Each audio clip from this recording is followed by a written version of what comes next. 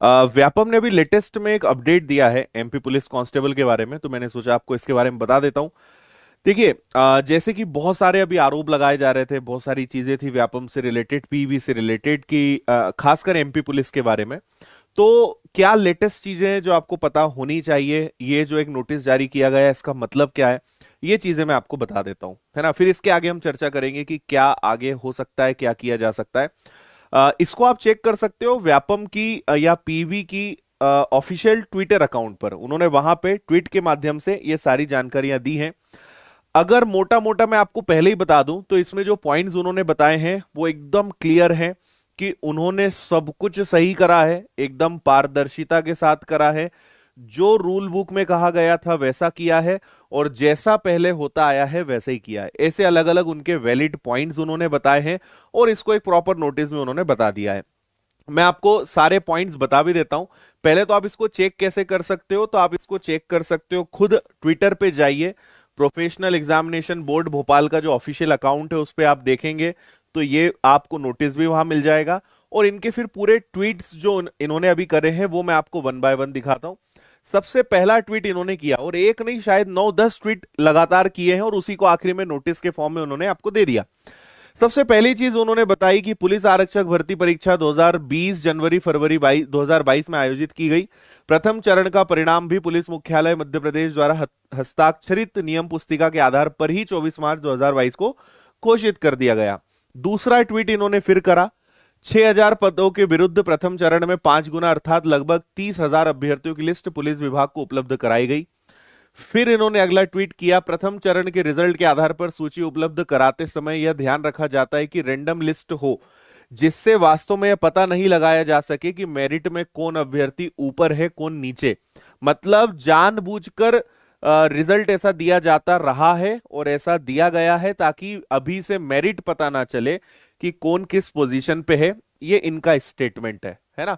इसके बाद आगे बढ़ते हैं। फिर इन्होंने क्या कहा, इसके बाद इन्होंने कहा कि प्रथम चरण के रिजल्ट में कट ऑफ कभी नहीं बताया जाता है। यह प्रक्रिया 2016-17 के पुलिस आरक्षक भर्ती परीक्षा में भी अपनाई गई थी। प्रथम चरण में कट ऑफ या मेरिट लिस्ट के अंक बता देने से फिजिकल टेस्ट की भी शुचिता प्रभावित होने की संभावना रहती है। मतलब 2016-17 में ऐसा ही हुआ है, अभी भी ऐसा ही होगा, इनका यह कहना है ना।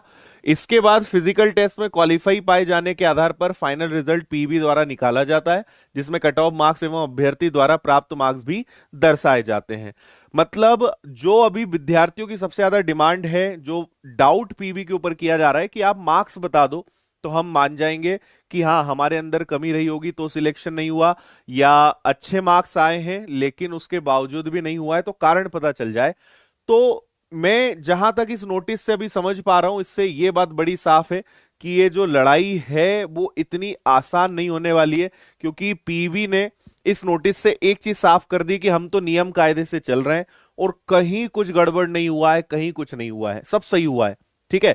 और आज आपने देखा होगा भी, कुछ देर पहले ही मैंने कुछ वीडियोस भी देखे अपने माननीय गृह मंत्री जी के, उन्होंने भी संविदा शिक्षक के पेपर जो लीक हुए उसको लेकर उन्होंने कुछ स्टेटमेंट दिए। और पहली बात तो किसी ने भी उस बात को माना नहीं कि ऐसा कोई फर्जीवाड़ा हुआ है, और उसके कोई प्रूफ नहीं है उनके हिसाब से। और दूसरा है कि ये सिर्फ बदनाम करने की एक साजिश है, बाकी कुछ नहीं ऐसा हुआ है, सब कुछ सही हुआ है। और ऐसा पहले भी होता आया है बदनाम करने के लिए, और अभी ये फिर चल रहा है। तो उन्होंने इस बात को बोलकर इस चीज को भी साफ कर दिया कि कोई गड़बड़ नहीं हुई है। और पीवी को उन्होंने इंस्ट्रक्शन दिए होंगे, तो पीवी ने एकदम सारी चीजें अपनी साफ सुथरी तरीके से बता दी कि जो हुआ है सब नियम कायदे से हुआ है, और जो होते आया है हमने वही किया है, तो कुछ भी अलग या नया हमने नहीं किया।